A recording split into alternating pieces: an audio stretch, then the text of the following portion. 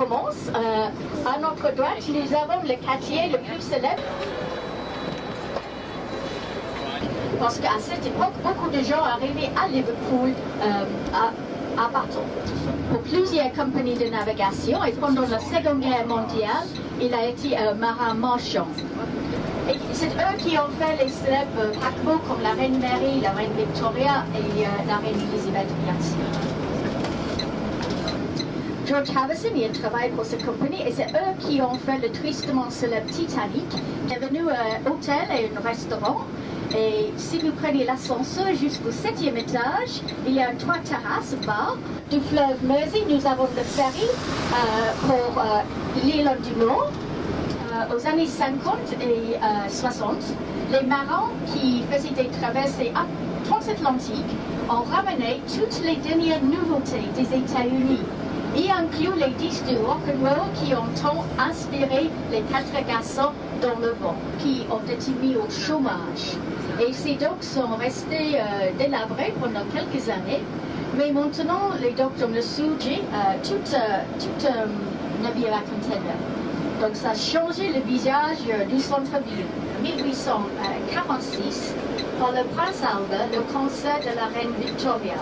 Et bien sûr, c'était nommé Albert Dock d'après lui.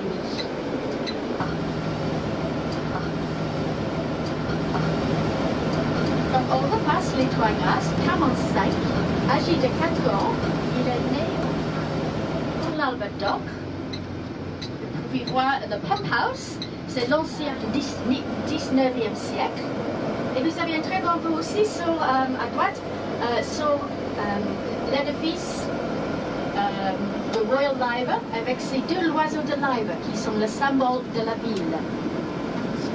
Le musée des Beatles, mis à part, nous avons la galerie d'art moderne de Tate Gallery, et nous avons 3 musées nationaux, donc ils sont gratuits. Le musée Bou, parce qu'il fait semblant de couler, c'est à gauche. Après, vous avez le sous-marin jaune des Beatles et le Joker du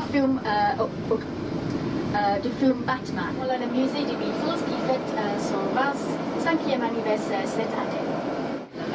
C'était Bono, le chanteur de U2, qui devait lui présenter le prix. Et pour McCartney, il y a 4 semaines seulement que j'ai vu pour McCartney dans cette salle, entre la marée haute et la marée basse, il y a une différence de 10 mètres. Et les parents des Beatles aussi ont travaillé dans le port. Cette raie rouge est de provenance d'une carrière dans la banlieue de Wilton. Les Beatles ont donné un des premiers concerts en 1957. Ce n'était pas un concert de stars et les jeunes filles du quartier les ont aimés à un tel point que les rockers, les garçons qui aimaient le rock'n'roll du quartier sont devenus jeunes. Je ne sais pas exactement ce qu'ils tournent là, mais Liverpool c'est la ville où on tourne le plus grand nombre de films d'après Londres, bien 6 clubs. Donc je vous souhaite fortement de l'éviter. À cette époque, parce que John avait 3 ans de plus que George, mais le frère aîné de George était dans la même classe de John. Et c'est la prochaine roue à droite, c'est de l'église Saint-Barnabas, où Paul McCartney a réussi à devenir membre de la chorale. Et les chorémènes s'y sont produits à plusieurs reprises. Et à une certaine époque, aux années 60, le chanteur de Queen, Freddie Mercury, a logé dans cet édifice actuellement sur notre droite, qui est aujourd'hui un pub. La maison du quartier que nous approche à droite, c'est la maison en jaune. Elle a les grilles avec les Beatles qui font le mot help en sémaphore. Et si vous regardez derrière vous, ils ont un morail, une fresque peinte au thème des Beatles, c'est derrière. Il y a un membre de la chorale. Et il était de retour en 1982, quand son frère cadet, le chanteur et le photographe Mike McCartney et Paul, qu'il a fallu 2 heures pour le marier pour entrer dans l'église. le ministre a dû sortir pour implorer les fans de la laisser passer. Après tout, c'était le jour de la mariée et pas de Paul. Se croit dans ce quartier de la ville, s'il faisait couper les cheveux. Dans la chanson, le photographe expose les photos.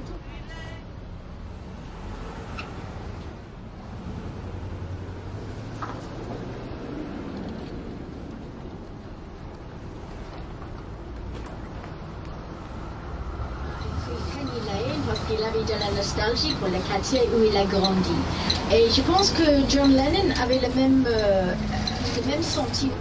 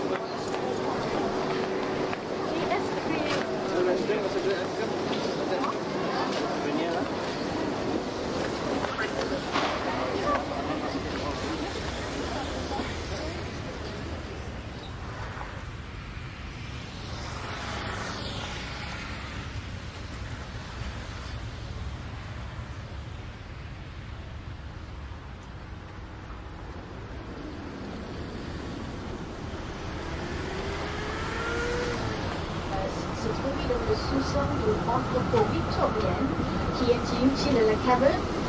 C'était une lieu écarté à cette époque, par un lieu touristique comme aujourd'hui. Jazz parisienne qui s'appelle la caverne de la Bouchette. Mais c'est devenu un club pour le skiffle et après ça pour le rock and roll. Et les Beatles s'y sont produits les soirs, mais aussi pendant la pause déjeuner à midi. Et les jeunes filles qui ont assisté à la caverne pendant plusieurs jours.